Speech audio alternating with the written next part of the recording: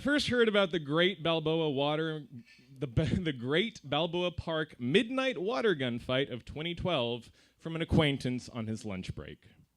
His name is Xavier. He's a young black man of impeccable dress and searching curiosity who I knew to be involved in several tech ventures, but whose actual job I have never learned. He asked me if I planned on going, and when I admitted that I hadn't even heard about it, his eyes lit up, and he went on to describe the concept. A flash mob-style cultural happening organized out of nothing but a single Facebook invitation circulated organically through digital culture. Now, Xavier did not give a toss about water guns or youthful regression. Now, he was excited for the opportunity to witness a communal celebration forming on its own accord here in San Diego.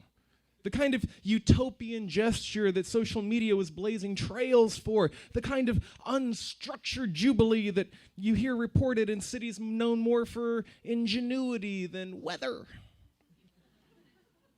He promised to forward me on the invitation, and true to his word, a notice popped up on my screen in the time it took him to return to his computer. About 300 people had signaled that they would assemble, as directed, by the Great Fountain on Saturday, August 11th. At the time I signed up, it was only the beginning of July. The event page suggested that participants dress up for the occasion. The more outlandish, the better. The online invitation was removed after the event, but to my memory, there were explicit instructions not to bring water balloons on account of the litter they would create or to go near the koi pond. What struck me the most about the invite's text or the comments that were made to it was the total absence of any irony. It was a rare showing of sincerity in the era of cynical snipe. By the time the prescribed date rolled around, nearly 2,000 people had RSVP'd, half of them in the affirmative. I picked up my friends and parked by the great lot of the Great Fountain minutes before the announced kickoff of 11:30 p.m. Only a scant few groupings of 20-somethings were milling about at the time, and they were quiet with the anxiety of disappointed expectations. And then a man whose physique made me regret having eaten anything, ever, especially outside of a gym, strode past me in a Speedo, like an angel in Freddie Mercury's heaven. And I recognized him from the event page as its organizer, Ken St. Pierre. He's purty. Ken announced that the starting point had been relocated near the reflecting pool because the Great Fountain was down for repairs. Pass it on, he called. Clusters of people numbering in the low hundreds had gathered on the botanical garden side of the lily pond, their demographics cast from a very wide net. We had SDSU frat boys in camouflage, several Olympic swim teams worth of statuesque gay men in Speedos. There were Filipino dudes from Mira Mesa formed into fire teams. Video games had paid off. There was a few Muslim girls even in headscarves, one very heavily accessorized Jack Sparrow lookalike, a small army of men and women dressed up for kind of a casual Comic-Con feel, and then just lots and lots and lots of ordinary people dressed totally ordinarily. Friend one asked a man standing in a group that were wearing similar grease paint if he was on a team. There are no teams here, only enemies. By midnight, the crowd had grown by hundreds and would continue to grow over the next hour towards 1,000. And then at 1:15, without fanfare or warning, an air horn was blown, and the scene erupted into the stuff of adolescent fantasy. Oh, everybody began dashing, nowhere in particular, screaming, laughing, just blurs of white teeth grinning in the darkness. Honestly, and I say this truthfully without irony, I have never seen so many people smiling for such a sustained amount of time without the aid of alcohol, the mar of violence, or the motives of corporate sponsorship. Now, the first problem to arise was predictable. Water guns, they do run dry fast. And while several people had thought ahead and brought jugs to refill themselves by, the vast majority had not. And the principal preoccupation, of course, was to keep the fun going. So figures began hunching along the pond's edge at regular intervals, dipping plastic toys between the reeds and the lily pads. Somebody might have said something, and I think I saw someone do, but it became common practice almost immediately. I saw a middle-aged woman shout at a teenage boy to stop throwing water balloons unless he was going to pick them up afterwards. And then the boy hesitated until she'd moved right around a column and then began lobbing artillery with impressive accuracy wherever the crowd had grown densest. Some adolescents jumped into a small recessed portion of the pond, but my friend number 2 got them out with a very practiced teacher's tone. And then she gave up once a few grown-ass men followed suit. This is why you need to designate who the adults are, she said. These are the ones who are going to fuck it up for everyone. Those among the crowd prone to excess made their presence known around 12:40 p.m. A tall, gangly man appeared to be living out a fantasy in the stormtrooper helmet of a Star Wars clone, dominating the night with a kind of high-pressure hand pump that just disgorged its entire load by the half-gallon in a single deluge. And then he rhythmically dipped the gun into the pond and sucked up another shot and then released it again, and then again, and then again. A college-age guy in a jersey dispensed with water guns altogether and used a mop bucket he'd apparently brought for the purpose to just douse entire groups with pond water. Another man, 10 years his senior, his waterlogged shorts sliding right off his skinny ass, reappropriated the igloo cooler he brought for the same purpose. It had looked like a good idea. A college-age guy in a jersey, two couples had taken to making out in the pond, forgoing play for romance among the reeds, and I wondered if they would contract dysentery. And then a shirtless, skinny, bespectacled fellow floated around them in a sort of alligator impersonation. His eyes, the only part of him that were visible above the waterline, with a lily pad resting on his head like Mr. Toad's yarmulke. He waited until a girl had stooped to refill her gun before he raised his own and shot her in the face. The water ran in the gutters at a volume equal to what a light rain might cause. And the enterprising among the crowd who wouldn't raid the lily pond were stooping to refill their guns out of the stream. Oh, that's going to be nasty with all the dirt and oil they're scooping up, said a man in a turquoise thong.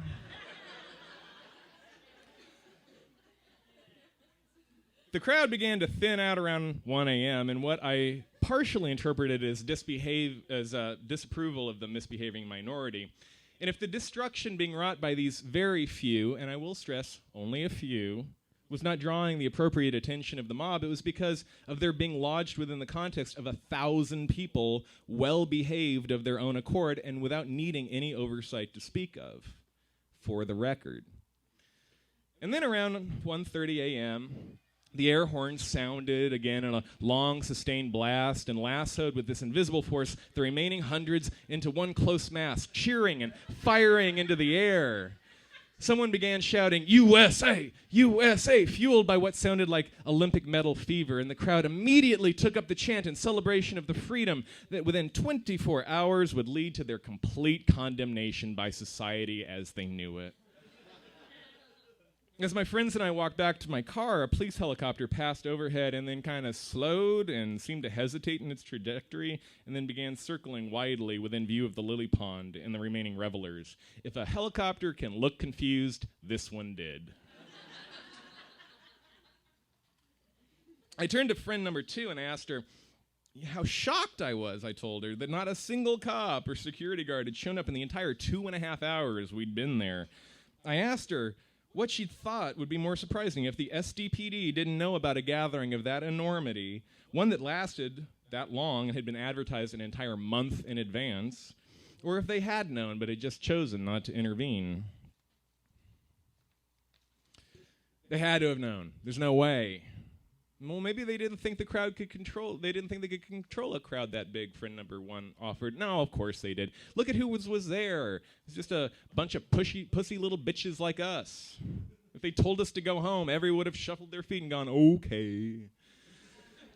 But I'll tell you this right now. If one asshole accidentally killed one fish, everybody is going to be in a lot of trouble, and everything good about tonight will be forgotten.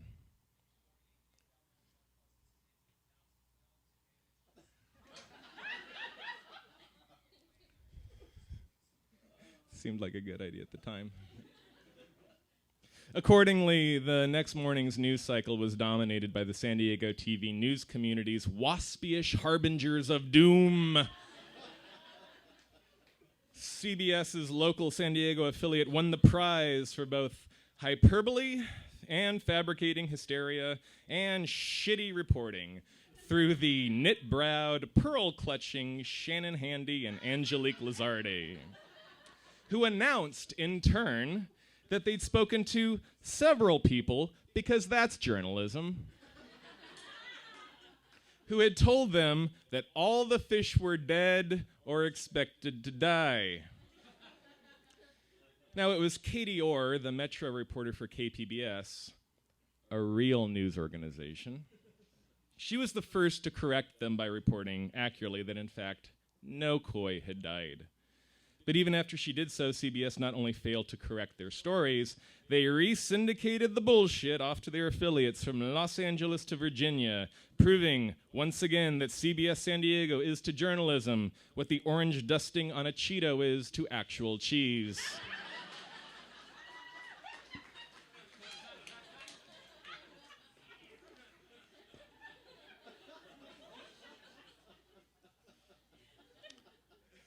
Now, when I ran this article in San Diego City Beat, investigative reporter Dave Moss, my friend, aptly phrased the reaction it received as received online, where you can comment, as the progressive equivalent of how conservatives would respond if the more conservative Union Tribune had run a story about an illegal immigrant raping a white woman. Calls for the waterboarding and caning of the organizers and participants flooded the comments section. Once it was revealed that Ken St. Pierre had worked on the LGBT Pride Parade and was, gasp, a gay, several internet commenters jumped on the opportunity to blame the entire incident on the homosexuals. One commenter on CBS's site anonymously posted, "Was this sponsored by the gay community?" I'm sorry, I'm Southern, that's not good. They're not satisfied wearing their boas and garter belts while flaunting common sense morality. Now they have to tear the parks apart with their ruckus behavior. Ruckus. Take your whips and chains and stay in Hillcrest.